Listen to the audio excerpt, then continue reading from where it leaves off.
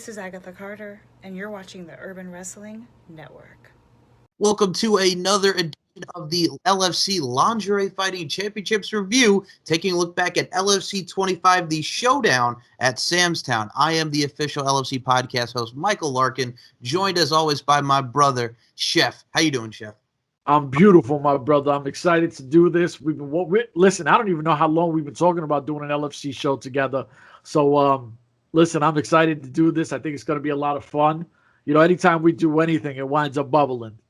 Oh, of course. And for me, I look at it like this. Like, we're discussing LFC 25 Showdown at Samstown, with the main event being Monica Flowerbomb Garcia, Roxy Roundhouse Michaels for the LFC Championship, which we will get into. But what's great about this event is, we're at Samstown. We are at Las Vegas, Nevada. Samstown, a hotbed for a lot of shows, from wrestling, from MMA. We've seen LFC do this venue. We've seen future stars of wrestling do this venue. We've seen Impact Wrestling tape shows here. We've seen Ring of Warriors tape shows here. So this right here is a prominent venue in Las Vegas that kills it, and LFC did not do a disservice to this venue. They absolutely killed it with this event, that being the showdown at Samstown. So let's get right into the action here, Chef Ro. We start off with a debut, the lovely, and as you love, Cannibal Carter against Tasia Thrash Lochran.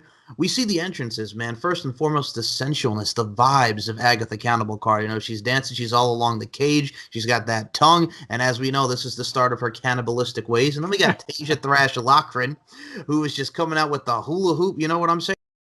Alvin and the Chipmunks, a Christmas song, Me, I Want a Hula Hoop. And yes, I did, looking at Tasia Thrash Lochran. Hello. But my goodness gracious, man, we see a debut between Tasia Thrash Lochran, Agatha Cannibal Carter, both ladies making their debut. And Tasia Thrash Lochran gets the one with the rear naked choke. These ladies went back and forth. It was a nice exchange. And this would be something where we would see the start of Agatha Cannibal Carter going towards where we are now with LFC 30. And we've seen her do some stuff from 28, 29, as someone who would be a prominent role in LFC. And we saw Tasia Thrash Lochran. So let me ask you something. Tasia gets the win here. What were your thoughts on, because you guys have done a lot of great reviews with LFC. This is the debut of Agatha Cannibal Carter. This is the debut of Tasia Thrash Lochran. What did you think of both competitors in this bout? I think both women came in hot. I mean, obviously, both women are absolutely gorgeous. I thought both of them put up a great fight. Allegedly, this is where the conspiracy theory of the bite started. Mm-hmm. Once again, I did not see it. I'm not going to play into the conspiracy. Definitely me being super, super biased because I love Agatha Carter. Listen, at the end of the day, we had a great debut. I didn't feel, because sometimes we watch some of these debuts and one of the women outshined the other one, and you're like, all right, she's going to be super good, and we don't really know about the other one. But both these ladies, this was a fight. I really enjoyed this from start to finish. I thought both put a hell of an effort into it. And from what we've seen going forward, listen, these girls have kept, they've kept battling going forward. They both look great so far. I think for me, when you're making your LFC debut, and when you see such prominence that we have here with Samstown, like I mentioned, you have a lot of great women here that want to step it up. And I think what I like about LFC, and I've always appreciated, if you're going in there and you look past the fact that it's just lingerie, and if you just think and you have that mindset, oh, it's just girls running around in lingerie, no, there's a lot of work that goes into this. And I think these ladies had the right mindset going into this bout, and it made for an incredible bout between Tasia Lochran and Agatha Cannibal Carter, respectively, with Tasia Thrash Lochran getting the win, with a rear naked choke, and which was a dominant first matchup on the LFC 25 card. Then we get to something I did want to discuss, and I apologize because the name slips me with the commissioner. We had the Las Vegas, Nevada commissioner, and we had Maxine the Boss Frost come in. Maxine the Boss Frost, who is also an LFC fighter, trying to revoke and try to reverse the rule of the fact that, we can't strike in the face. You know what I'm saying? We can have lingerie, we can look good, we can look fabulous, we can look gorgeous, but no strikes to the face. And then the commissioner jumps in and says, hey, why not we just look gorgeous? Let's focus on the beauty aspect. We're talking about internal, external beauty, and that's where we have with that. Now, I got to ask you, because we've seen this rule a lot in LFC, and we've seen this in many past bouts and going forward as well. Not a lot of strikes to the face. Can't use the strikes to the face. It kind of focuses on the ground game. If I can make a wrestling comparison, it's like back in the day with Cowboy Bill Watts in WCW. Hey, if you go to the outside, if you throw him over the top rope or come from the top rope, throw him outside, it's an instant disqualification, which really also showcases the science and the mechanics of, hey, let's just focus on the in-ring work. Let's just focus on the ground game. It adds a little element to it, you know what I'm saying? And to quote Denzel Washington in Training Day, this hits chess, it ain't checkers, when he's talking to Ethan Hawke. So I got to ask you, Mr. Sheffro, the ruling. And obviously we've seen what happens in days, with concussions and more that we learn about over the years and years and years with the research behind concussions and CTE. What are your thoughts about this rule? Maxine wanted to revoke it, the whole nine. What do you think about it? No, I love it. I honestly don't think that this has a place in LFC because a lot of these beautiful women, they have jobs outside of LFC where they do the modeling and everything else. So you can't have your face looking busted up. And also, at this point of the game, concussions are such a dangerous thing. We've seen, and I don't want to go into a negative light, but we've seen guys like Junior Seau take his life due to concussions and everything else and the pain and everything. So at this point, I want to see less concussions because at the end of the day, they're here to entertain, put on a great show, do their fighting thing. But why at the end of the day should they ultimately pay a price to entertain us? So I completely agree with them no hitting in the face. And you got to think at this point, that means you got to get your body strikes on point. That means you got to defend your body. You got to defend your legs. You can shoot. You can go into the submission grapple games. A lot of these girls train in jiu-jitsu and Muay Thai and all this other stuff. There's so many beautiful possibilities that can, honestly harness the close combat where you don't have to just go top heavy trying to knock somebody out. You know what I mean? It protects your roster. It protects them long term. And like I said, at the end of the day, why would you not want these women to be protected at the end, at the long term effects of their life? I got to say this, by the way, because since you said that so eloquently about the art forms with your Muay Thai, which you call the Muay Thai, and I like to joke about your colorful vernacular and your grammar sometimes. I chop up so many different names. It's incredible. If I don't chop it up, there's a problem. I was about to say, man, when you said some Muay Thai, I was about to say, want me to go get some Mushu pork while we're at it, man. Some hello. Somebody give me some pork fried rice. Exactly. Give me some mahi on top of that bitch. Anyway, I digress. No, it's one of those things where I look at it from a standpoint as you're absolutely correct, because also I look at it from going forward. Now, we'll see Raul Ramirez from Catch Wrestling Alliance focuses and works with a lot of ladies like Jenny Bloody Valentine, Susie Stiletto Quinn, and Tomiko the Temptress Tajima. You have that mindset of something that's an art form from like the late 1800s, early 1900s. We're talking about guys like Luthaz. We're talking about guys like George Hackenschmidt. And we've seen a lot of great people like that use the ground game and the, not really the high-octane aerial assault that a lot of people have seen over the years with the lucha libre styles and many styles in professional wrestling. But when you could focus on the ground game like that, whether it be leg submissions and the systematic dissection, dare I say, joint manipulation, I think it works all around. So, yes, I do agree with the decision as well. And also, it's a nice counter actor. You know what I'm saying? It's like not a counter offer like, my goodness, my cousin Vinny, Joe Pesci. The counter offer. We'll be here all day with that. The counter offer. Oh my goodness, friggin' let's take it back for the people. Not the sidetrack, but god dang, man. Pop culture, the counter offer. Hey, Yankee Wuss, I got you $200 right here. Oh, you know where I'm going with this. Anyway. Dude, that classic joint. My goodness. Whew, I think the fucking sicken's broken. Anyway, what's not broken is the show. Next up, we got Terry Feisty Fist London and Jenny Bloody Valentine. Before we even get into this bout, Mr. Sheffro, similar attires on both ladies. I didn't know if I wanted to bring it up because I was like, because women really pride themselves on standing out and not looking the same. And when I watched it again, I was like, oh, snap. I'm not sure if they realized, they were going to wear something this similar. It was very close. And it actually surprised me. It caught me off guard a little bit. I was like, wow, I can't believe that happened.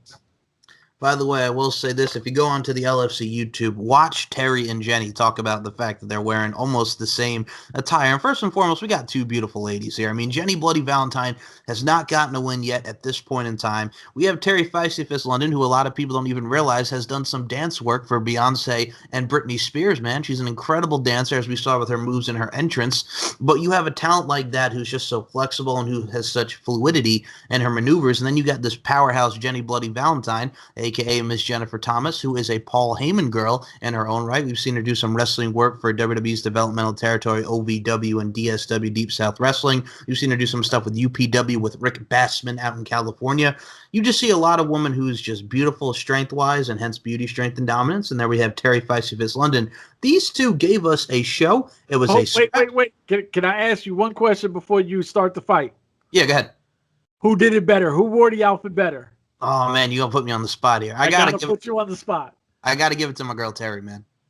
Really? Okay. I got to give it to my girl. Why? You got to go Jenny? Definitely Jenny. I thought, I don't want to say definite like Feisty Fish didn't look gorgeous. I'm not going to say that. I just, at the end of the day, I was like, okay, I think Bloody Valentine, she made it look better. But that was just my take. All right. See, it's a tough one because they both are so beautiful. But you know what it is? Terry has that, like, fashion type of thing. Like, she knows fashion. You know what I'm saying? No question. Yeah, that's what I'm saying. So I got to give it to Terry a little bit on the high points, man, but the fashion, you know what I'm saying? I was about to say, Chef, what are we doing here? We turned the LFC, this podcast here, this review, into some Project Runway? You're going to get me all Tim Gunn here? You're going to get me all verklempt? What's the deal here, Chef? You know what? I'm not trying to lose my hood card, but I'm watching a new, what's the name of that show that I'm enjoying? The Next in Fashion. It is a fashion show. I'm not gonna lie to you. I watched the wife, and I put the wife onto it. It's not like she came over and was like, "Hey, babe, you want to watch this?" No. I was like, "Yo, love, you want to watch this with me?" I'm not gonna lie to you. I love, and I watched Tim Gunn too. I love fashion myself. I was about to say, man, you channeling your inner Kells and 2 Chainz. This is your story, and I'm sticking to it.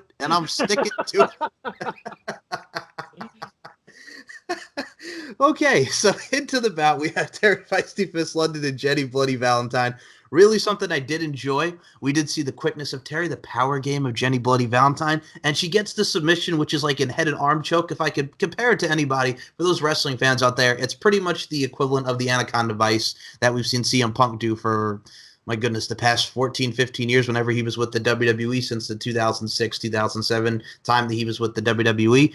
It was pretty much equated to the Anaconda Vice. And I think for this bout, we saw something in Jenny that we really get to see going forward with LFC bouts, just her overall power game, like I mentioned, just her overall ferocity. Same with Terry and with her speed and agility that we've seen also going forward. So these two had a great mesh, and I really did enjoy the chemistry that they had. And Terry getting the win with that head and arm choke, man, that Anaconda Vice. What'd you think, Chef Ro? I think that, and I'm going to throw a reference that a lot of people might not know, is when the Rangers played the Devils lost, and it wound up making Martin Brodeur arguably the greatest goalie of all time through that loss. I felt that Bloody Valentine took this loss and seemed to come back with such a ferocious, physical. She's a monster.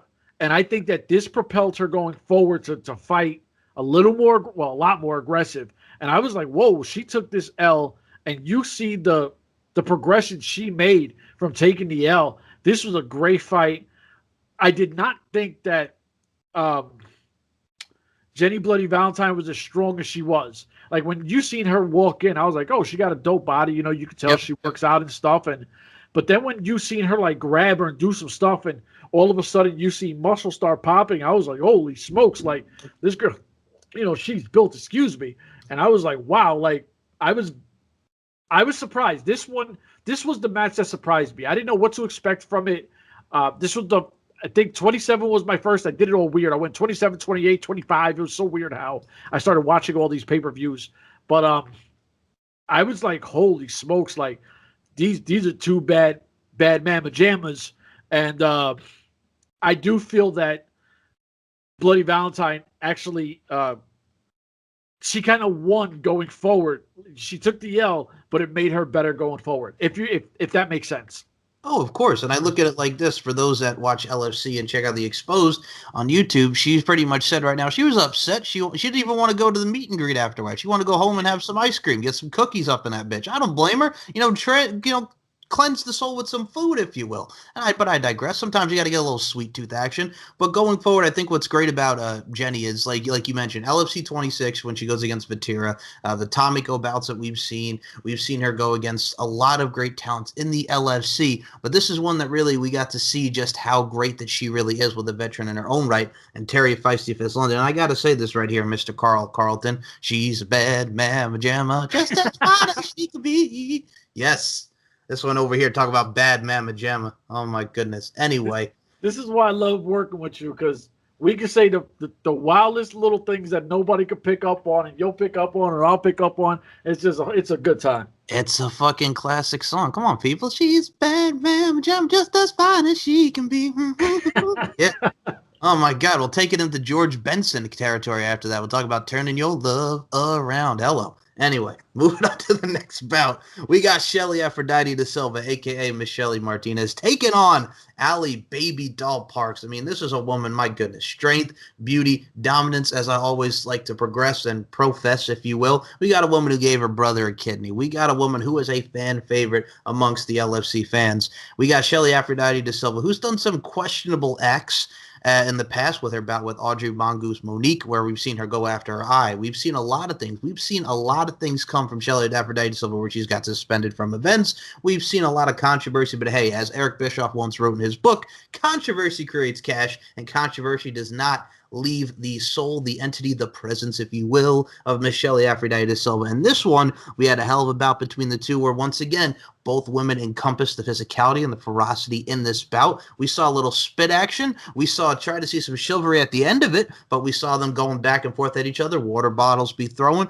But at the end of the day, we saw something where we saw chemistry, we saw some greatness, and we saw a lot of fluidity and a lot of power game on the both end. And it went to unanimous decision with Shelly Aphrodite da Silva getting the W, but they went the distance, man. They're going the distance. So, Mr. Sheffro, Shelly Aphrodite da Silva, Allie Baby Doll Parks, thoughts on this bout? All right, so I went into this knowing that Shelly Martinez is a former Impact Wrestling girl, right? Yep, Salinas. Yes. So I went into it being super biased, right? And I was like, why do I know this Allie Baby Doll Parks girl? And I know Allie Baby Doll Parks because of you, because I think she trained in that NY, what's that wrestling school over there? Well, she has not done NYWC work, but she has done a lot of work in like Las Vegas, and she's trained around the way, if you will. But yeah, not a New York girl, but she's done a lot. Yeah. It wasn't her, but I know I've seen her through you. Yes, I've done an interview with her before I just started doing some LFC work. But yeah, she's done a lot of wrestling as well. She's done some extra work for WWE. And actually what we found out, she's actually good friends with Bayley, who is currently in the WWE. So yeah, she's done some extra work for WWE. So I was like, okay, I know both girls, because one because of you, obviously the other one because of Impact. But I was going to say bias to my Impact thing, right? Yes. Started seeing some of the shenanigans, and I was like, oh, okay, I really didn't expect Shelly Martinez to, act all crazy like this. And Allie Baby Doll Parks, we obviously know her, fights in LFC the whole way through, and we know how much of a beast she is, and the booty camp queen. Yep. So. We do know all these amazing things that she is. I thought she won this fight. I will not lie to you. When they went unanimous, I was like, damn, I really thought she won this fight. And I was like, kind of, okay, I could see why they picked Shelly Martinez. And there was something about Shelly Martinez that kind of made me fall back from her. I don't know if it's because of the negative things that I thought were a little too not classy enough in my book. And I was like, I was kind of taken back from it, and I was like, oh, I'm not really feeling you. I'm going to become, obviously an Allie Baby Doll Parks fan. And, it's just my biasness that I did not feel that Shelly Martinez was classy at all before, after, knowing a bunch of LFC stuff. There's always something negative about her. And I was like, damn, man, like all these other girls, like if you look at the rivalry between Bloody Valentine and Tomiko, how do you say her name? Tomiko the Temptress Tajima. There you go. I'm so tired of butchering this poor lady's name, and she's absolutely beautiful, and she's a sweetheart. And I feel like by now people like, this guy's a jerk. He's always making fun of her name. I just can't say it. But those two women have such a crazy rivalry, but you've never seen nasty antics from them. Like, I mean, you've seen, hair pulling and kicks and punches and, trying to beat each other up before the bell and kicking in the lady parts. The nether region. Yeah. Like, you've seen some wild things, but you've never seen kind of what Shelly Martinez was doing. And it kind of, in a way, turned me off. And I was like, I can't really mess with her. So I was hoping, Allie Baby Doll Parks won.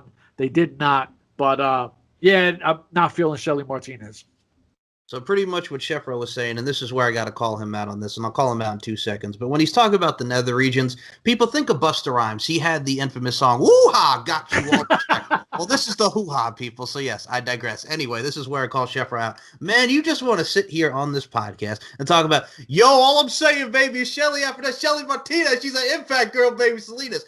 Don't just act like you don't want to be biased towards her because she was in LAX. Stop it. You know that's where you start. LAX.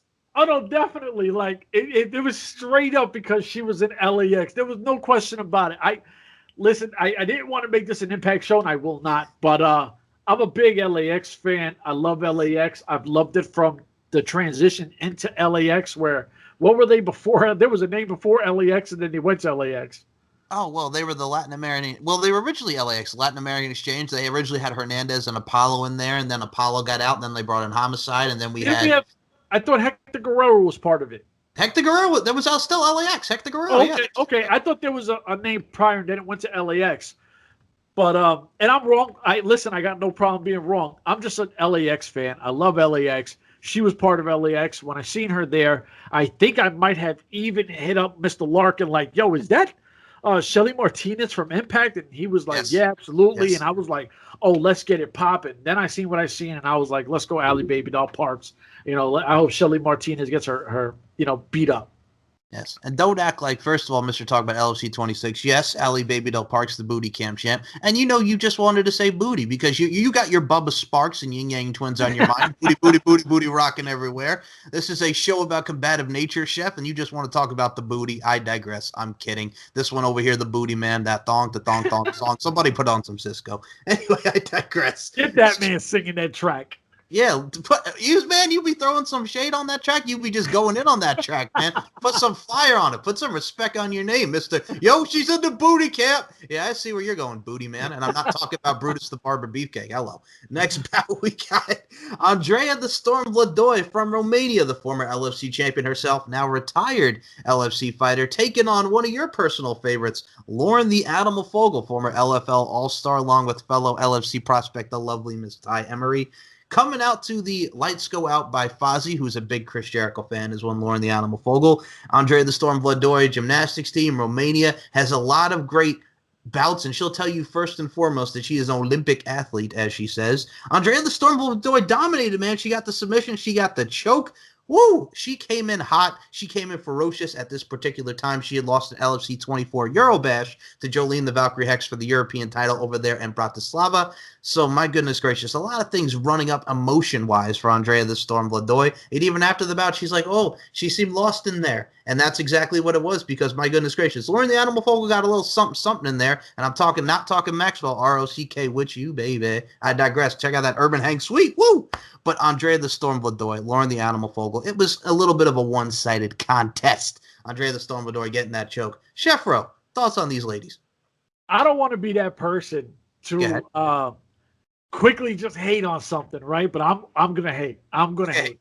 All right, be a hater. So, you a hater. Oh yeah. Somebody give me my hated degree because I watched this and I wanted to choke Larkin because I was like, damn, I gotta talk about this when my girl got her ass whooped. Yes. And I was not feeling the ass whooping. I love Lauren Fogel. I just when you watch someone you like get thugged out the way she got thugged out, I was like, man, how do I even talk this without saying whatever? But let me tell you something. At the end of the day, this chick could be a gymnastics person or whatever she was, Olympic something or another. Listen, at the end of the day, she still don't look half as good as Lauren Fogel. So Lauren Fogel, she gets the win for the beauty, baby. You just said throw athleticism out the window. She gets the win on looks. I like your style. Okay. So, first and foremost, I'm going to use the word. Lauren the Animal Folga, and I love Lauren to death, got molly whopped in this bout. You know what it was, Chef? I'm going to use another hip hop reference, man, and you can understand me on this. Andrea the Storm Bedoya was pretty much like, "Ante up!" Drop that ball. If you tell her, "Ante up!" You know what I'm saying there, Chef Ro. You know what? You're not cool no more.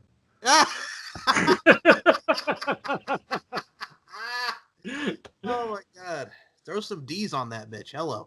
Anyway, Andre the Stormblood doing absolutely mollywopped in this one. Talk about I'm not cool, man. You want to talk about bias, man. Lauren the Animal Fogel, man. I love her too. But god dang, man, admit defeat. Admit defeat. No, I'll take the licks. My girl got her ass whooped. But like I said, she can have whatever those cute little acrobatic things she does, whatever they're called. You know, I don't even know what Olympics she was in. And don't remind me because I don't want to know. But listen, Laura Fogel is just a beast. She's one of the baddest chicks in the game. So Laura Fogel, she gets the W just on looks alone. All right, I'm just saying, man, because if you can't take the L, we've seen a lot of things going on in this country where people can't take the L. Did I go there? Yes, I did. So we're going to go into the next bout on that note. We have Danielle Cowbell St. Pierre taking on Serena Honey Punch Kyle. Now, Chef Ro, this is a rematch from LFC 21, where Serena Honey Punch Kyle got the victory with an armbar. And no, I'm not talking about the Dean Malenko list of 1,000 holds from Nitro. Move number 1, armbar. Take a look at that one, folks. But we also have Danielle St. Pierre, Serena Honey Punch Kyle, which what's great about that name is Serena's such a beauty, such a little cutie. It's one of the things, man, you know, she's sweet like honey, but she stings like a bee. Hence Serena Honey Punch Kyle. We got Danielle Cowbell St. Pierre.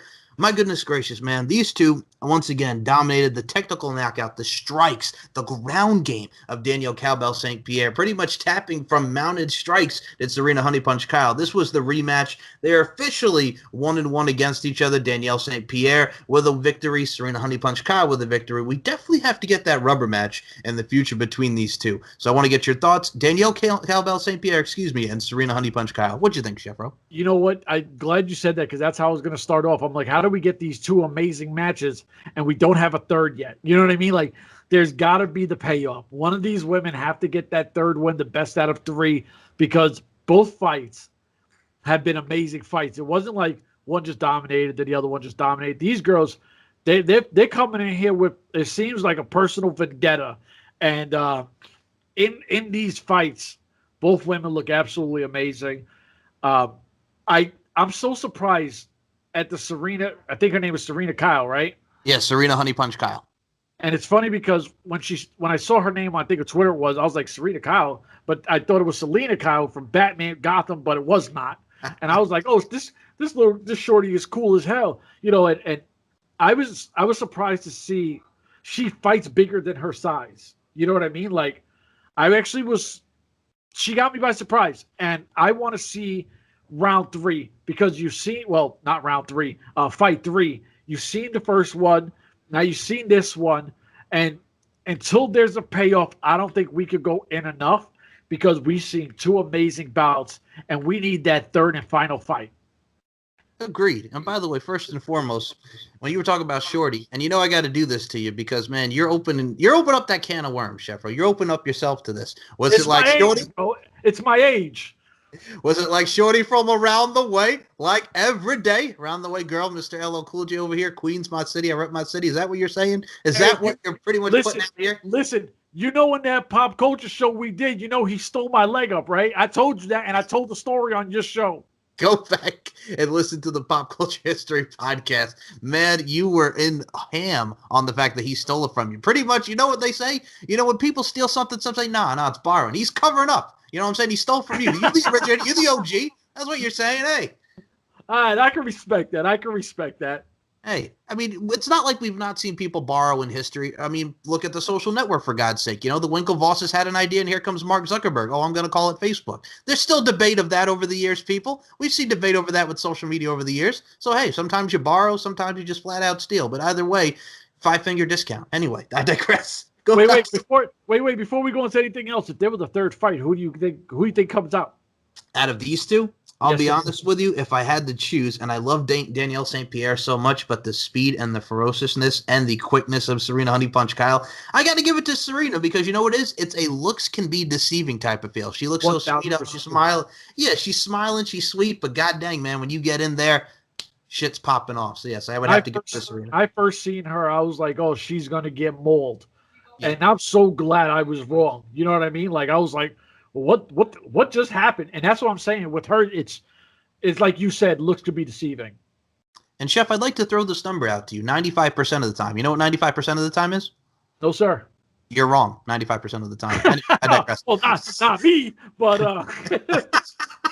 right. Anyway, dude, the next one is one of the big bouts that was in LFC 25 around this time. It's Jesse El Toro Santos against Shea the Fox Mazzato, a David and Goliath style bout. Now, Chef, I had to do some research before we did this show. I got to say, this is one of the most viewed clips on the LFC YouTube. It is Hot Fighter twerks on opponent's head because of the maneuver that happened in this bout, which we will talk about. You know how many views that's got on LFC? One of the biggest views in LFC history. You know how many views that video got?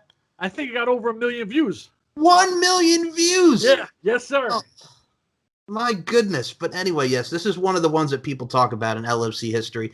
We got the dominant, the prowess of Jesse El Toro Santos. Now, we've seen her go in there prior to against the likes of Ali Baby Doll Parks, Roxy Roundhouse Michaels, Natasha Rattlesnake Rodriguez. And I got to say, this is one of Jesse's standout bouts. And as we've seen going forward with bouts against Tomiko and Lauren the Animal Fogel, this was the start of the 3-win streak because ever since this bout, Jesse has not lost a bout since her competition in LFC. Then you got the ultimate underdog, Shea the Fox Mazzato, a former LFC champion, the shortest LFC champion of just 1 day. But god dang, man, when these two got in there, it was chemistry. We saw the absolute ragdoll. We saw the fact of the ground game, the infamous twerk on her head. We've seen gunt wrench suplexes. We've seen Shea come off the cage like she's freaking Spider-Man, taking down Jesse El Toro Santos.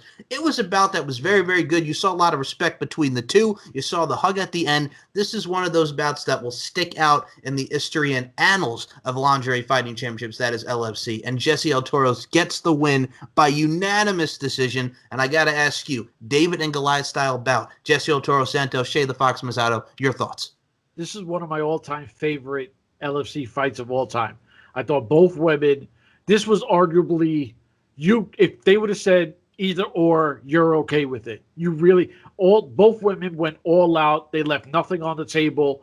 This was a fight. This was, like you said, I mean, you talking some Spider-Man. I mean, if you watch the original Spider-Man with Tobey Maguire where he's going against the Macho Man, this felt like something like that real quick. It was absolutely mayhem. Listen, I give so much credit to, and I always call her Mrs. Spud because that's Spud's wife, right? No, that's Roxy Roundhouse Michaels. We haven't gotten there yet, Chef. You're jumping ahead. I'm jumping ahead. I'm all over the place right now. Don't blame it on me. Blame it on my kids. They're home due to COVID. Thank you very much for stressing me out. Hold on a second, brother. I got to cut you off for that. You're talking about blaming. You're going to blame it on the rain, Millie Vanilli style? You're going to blame it on the alcohol? What's up, man? You just going to blame it on the kid? Put the blame on me. I'll blame everybody. I'm going to blame it on well, we were just talking her name. The one right before this who beat my girl Lauren Fogel. Oh, Andrea the Storm Vladoy. It's her fault. It ain't my kid's fault. It's her fault. She's the reason why I'm all over the place. She got me all bottled up and stressed out right now. He's into some feelings. It's just emotions taking you over. Thank you, Pete. Go ahead. But no, I love this fight. And to be honest with you, like I said, if you had a top 3, this is definitely, I don't know what your top 3 would be, but this is definitely going to be definitely 2 or 3 and my all-time favorites. Because a match in 30 was my all-time favorite, but I won't go into that. Oh, okay. Well, first and foremost, that is in my top 3. The one that she recently just had with Danica De La Rouche is very, very good. This one is in my top 2 as well because I have this one. And a lot of the fights with Jessie have been very good. I think the chemistry that she had with Lauren the Animal Fogel ranks up there, but those are my top 3. And when it comes to Jessie, I mean, such a standpoint, such a focal point of LFC. Same with Shea the Fox Mazzato. I mean, my God, she was in there with Monica Flowerbomb Garcia for the vacant LFC championship back, I believe, at LFC 23. And then we see pretty much what she's done with Feather the Hammer Haddon, who was one of the original LFC champions. She's just one that really sticks out and stands out, and it's a nice mesh between the two, and they've had memorable bouts in LFC. I mean, Shea the Fox Mazzato gave Monica Flowerbomb Garcia a bloody nose at LFC. So it's one of those things where you just look at it like that from LFC 28 with her and Monica, the second go bout around. But god dang, man, this is one that really stands up and holds up in the annals of LFC history. And speaking of someone that holds up in the annals and history of LFC, we have next up Jolene the Valkyrie Hex, LFC European champion. Yes, against CJ Kellerman, CJ Ice Cold Kellerman. Now, I got to ask you, man, Outcast fan, what's cool to being cool? Ice Cold? Hey, yeah. Listen, I'm not a big Outkast fan. I don't like Outkast. I don't like their music. They might have had like.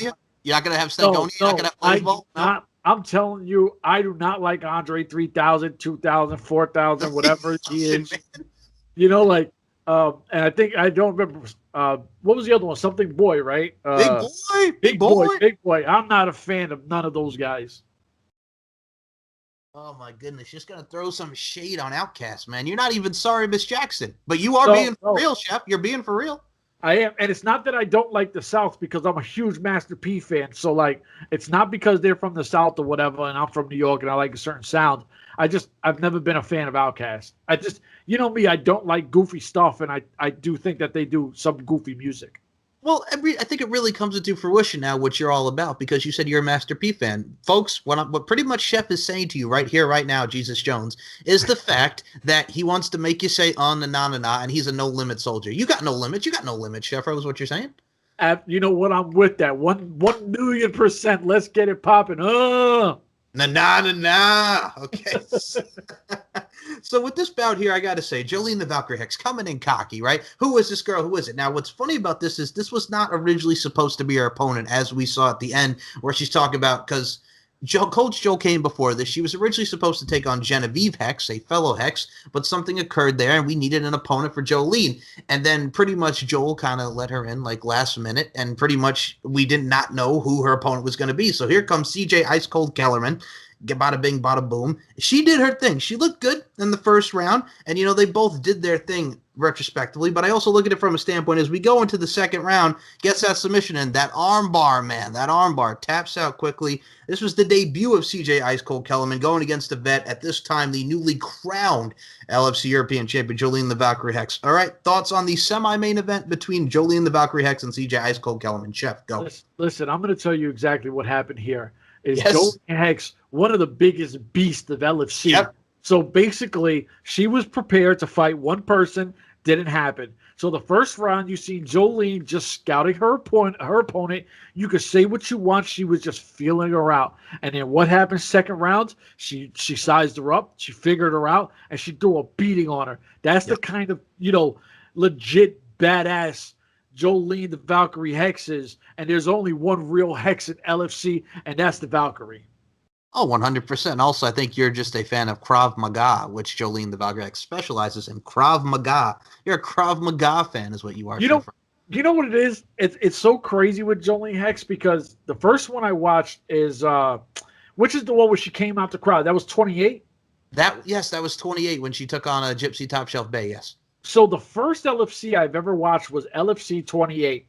And obviously, Gypsy Bay was supposed to have an opponent. She was talking crazy. And then out of the crowd comes some girl. I have no idea who any of these people are. I'm admitting it's the first show I've watched. So I'm like, who the hell is this girl? She comes out. And I mean, if you want to watch a one-sided ass whooping, is what Jolene Hex was doing. And then she starts talking ish to the Holly the Lotus May, yep. Interim president who don't want to be the president. We don't know what's going on with that yet. We know she wants to get back into the ring, but she starts talking mad crazy to her, which leads to something else. And I'm going to tell you now, if you want to watch somebody entertain the hell out of you and beat somebody up, Jolene Hex is that person. Oh, 100%. I mean, if you look at also Gypsy Top Shelf Bay from that particular time period, like, she had a rough 2 nights. She had Jolene the Valkyrie Hex, and then she had the beat down with Lauren the Animal Fogel. She had a rough 2 nights. Who whooped up on her bad. Yes. But when you look at Jolene the Valkyrie Hex, when you look at her in LFC history, you think of her bouts with Feather the Hammerhead, and you think of the rivalry with Andrea the Storm Vladoy, who he's still not happy about because of what happened earlier with her and Lauren the Animal Fogel. But, I mean, you think of a lot of great stuff. And also, Here's what's funny about it is, too, I mean, you guys had watched LFC 26. Jolene the Valkyrie Hex was the debut opponent for Miss Bella Inc., which we saw there. And, I mean, yeah, I got to just say, Jolene the Valkyrie Hex, one of my favorite people, very fun person. But don't let that smile that we see on Jolene the Valkyrie Hex fool you, because she has got it and all that and a bag of chips. Yes, I'm throwing it back. All that and a bag of chips, Chef Ro. Dang, you went to the bodega, got the quarter water and the 25-cent chips. I did. Went down to the bodega, bodega. I'm not a player. I just crush a lot. Rest in peace, Big Pun. That is what I did. Yes, sir. All right. Moving on to the main event of LFC 25. Bro, we got Roxy Roundhouse Michaels taking on Monica Flowerbomb Garcia for the LFC Championship. But before we even get into the bout, a fan comes in, pretty much puts a hand on that booty, and gets ejected immediately. Now, what the hell was up with that? Because I don't know. I was kind of surprised they got that close that fast. I mean, obviously, you know, people are right there. But I was actually very surprised that had happened. And I would have loved to have seen the girls maul them. Like, yep. I would, you know, just turn around and just beat the hell out of them. But, you know, at that point, I think it's the only time it's ever happened, thank God. And I've never seen it prior or, you know, from what I've watched. Listen, learn your lessons. And I hope they do what they do in casinos. If you want to touch one of these girls' asses, I hope they take you to a room and stomp you out. Oh, agreed. I mean, after this, you know, we've seen a lot of people get drunk and a lot of stuff like this, whether it be not just wrestling, but athletic events in general, man. You can't be doing that. But yeah, he got out of there really quickly. Larkin, if you want, put the bug in the ear. I'll do security. And if they want me to bring someone into a room and close the door like, you know, a Bronx Tale, I could do that real quick. I bet you can. I was about to say, you're going to turn into Carlito's Way next? Pulp Fiction? What are you doing over here, man? Forget about it. Just interrogate him, man, like friggin' Basic Instinct. All you need is friggin' Sharon Stone up in this bitch. What the hell are you doing over here, man?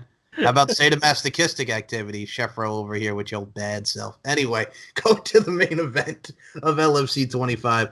My goodness. Roxy Roundhouse Michaels, as a lot of people know, professional wrestler Renee Michelle, the wife of Roxy Drake Maverick. We've seen her do some work in the Mae Young Classic. We've seen her wrestle on Monday Night Raw. A hell of a talent in her own right. Then we got Monica Flowerbomb Garcia here, who is the current LFC champion in this particular time period. Man, these two go the distance as well. It's a split decision because we've seen leg submissions. We've seen overpowering on Monica Flowerbomb Garcia's size with her power, with her strength, and her stature. But Roxy Roundhouse Michaels, one of the reasons why her name is what it is, man. She's got a powerful roundhouse kick. She knows how to ground you, and she's very, very tough. Same with Monica Flowerbomb Garcia. And it's also, this is another one of my favorites in regards to LFC bouts. Roxy Roundhouse Michaels gets the win. Split decision. She is the new LFC champion coming out of LFC 25. I got to ask you, thoughts on the main event between Roxy Roundhouse Michaels and Monica Flowerbomb Garcia? Listen, I'm a fan of both of these ladies. I do tailor more into Flowerbomb Garcia. I think she's amazing. And I do love her physical dominance of some of these girls. Like, she knows how to, you know, position herself. She's got great ground technique. You know what I mean? Like, I love what Flowerbomb Garcia does. I was surprised that Mrs. Spud was as great defensively, because a lot of these girls, when Monica Garcia gets on top of them, they just take ass whoopings, and eventually they'll slither out or whatever. But she puts a beating on them and dominates point wise like that. Where Mrs. Spud, I'm sorry if I call her Mrs. Spud. That's why I like calling her, because my man rocks our Spud. But she just felt like she was always in control. And it was so weird to see, even when she was not in control, it was like she was ahead of the next step. And I got why, you know, the turnout was the turnout. But I was so surprised of how calm she was in bad positions that she was put in, and she kept coming out on top. And I was like, wow, this is another David and Goliath to me, because size-wise, you look at Flowerbomb Garcia and you're like, oh, she's going to physically manhandle this girl. But Mrs. Spud was able to, you know, counter a lot. So I was very surprised at how good she was defensively. I don't even want to talk about her offense. Defensively, she was on another level. This might have been the best defensive fight that she had in LFC. And, you know, it did what she had to do for her. But let me tell you this, another time where Flowerbomb Garcia took a L and dominated after. 100%. And I also look at it from the stance of, as someone who has gotten to talk and speak with Renee, Roxy Roundhouse Michaels, what I love about Renee is the fact that she's one of these girls when it goes into the fights. She's also very calm, not like Serena Honey Punch Kyle, nice and sweet, but also she is very sweet, don't get me wrong, but with her, she's just very calm. And she's like, okay, I'm going to do what I got to do. And then she goes in and handles business. That's what I like, man. You just go right in there and you handle business. You know what I'm saying? And we've seen before this in this particular time period, god dang, man, right before this at LFC 24 Euro Bash, which her and Jessie El Toro Santos absolutely killed it. Ooh. We've seen her. We've seen her dress as the school. We're coming up to that. We're going to be coming up to that. You're going to see that. But god dang, man, we've seen her against, my goodness, Raya Ryans at LFC 22 Costume Brawl, dressing as a schoolgirl. We've seen her with Shelly Aphrodite Silva. She's had some high-profile bouts in LFC history, which we're going to see. But this was just a pure dominant performance by both ladies, and Roxy Roundhouse Michaels getting the dub to become the new LFC champion. And one thing I actually wanted to add as we are finishing covering up this event, you know what's an interesting factoid about this is? LFC 25 took place at Sam's Town Casino. Showdown at Sam's Town. I'm talking about Las Vegas, Nevada. Shefro, this would be the last ring announcing job for AJ Kirsch for a little bit before he would come back at LFC 27 and 28 to ring announce, because at LFC 26, and this is where the tie-in and correlation comes in, Christian Cole was the ring announcer, and a lot of people could see what he's done in places like PCW Ultra in California with professional wrestling and ring announcing. And at this same very venue, he was the ring announcer for the as well. So, hey, we have a ring announcer back, PCW, coming into LFC 26 at their event in Las Vegas for Booty Camp, ring announcing. So we've seen a lot of ties and correlations with that, and this is around the time when AJ Kirsch would go do the WWE video game, and now AJ Kirsch and his prominence as one of the commentary team for MLW Major League Wrestling. So it's amazing to see everything come in full circle, Shefro. Oh, absolutely. And to be honest with you, when you were talking video games, I would love to see an LFC video game. I'm just throwing it out there. Throwing it in the winds. We've been putting, you know what, I've been so like yourself. I've been wanting to see that as well. God dang, man, it's like the days of the 80s. Just put like a cartoon, like we had the Rock and Wrestling cartoon with Hulk Hogan. Put a cartoon. Give me some ice cream bars. Give me a video game. Just give me more. No, I'm not talking about Britney Spears. I'm talking about give me some more LFC, Shefro. You know what? We might have to do a show just on a video game. Throw some goofy ideas out there and just have some fun with it. You know, hopefully it sticks. Maybe the fans, you know, you never know if they want to do, you know, a GoFundMe, see if fans, you know, want to invest and do an independent kind of game thing. It could happen. I mean, who don't want to play with a bunch of gorgeous ladies kicking each other's asses? Of course. And you know what you just had to right now there, and I got to say this, we're brainstorming. That's why I love you. But you kind of had that JP mindset in Angels in the Outfield. Hey, it could happen because he wanted to see Angels. He really tried. You just turned into JP from Angels in the Outfield, Shefro. I feel heavenly right now. That's what you do. Last to what I got. Did you notice who the ring girl was for this particular event, Mr. Shefro? Holy snap. I don't think I paid attention. Who was the ring girl?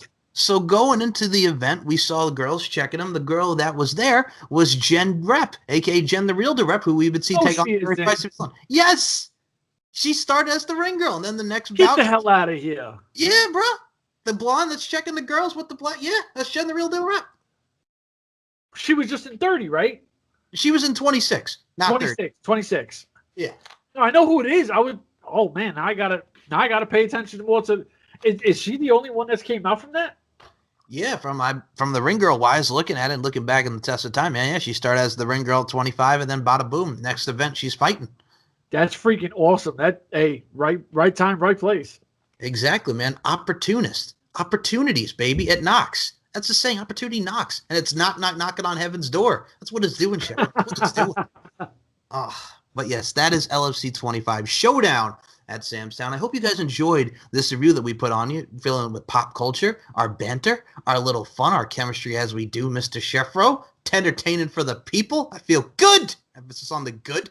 Now, Shefro, before we close this out, I will say this. Guys, tune into some more LFC reviews. Tune into the LFC podcast, Beauty, Strength, and Dominance, the three key elements that make women the work of art that they are, on all audio platforms from SoundCloud, iTunes, Stitcher, TuneIn Radio, iHeartRadio, Anchor. I mean, we're pretty much all over the place from the audio platforms as well as the wrestling.com website and YouTube. And Shefro, I got to say this, man, do your plugs as well, because I'm saying, and I got to just say this, I know you don't like to plug yourself sometimes, but god dang, man, the Urban Wrestling Network doing the damn thing with the LFC coverage. And as someone who does a lot of great work with LFC, the podcast, and someone who is your friend, y'all are killing it. So go ahead and promote yourself.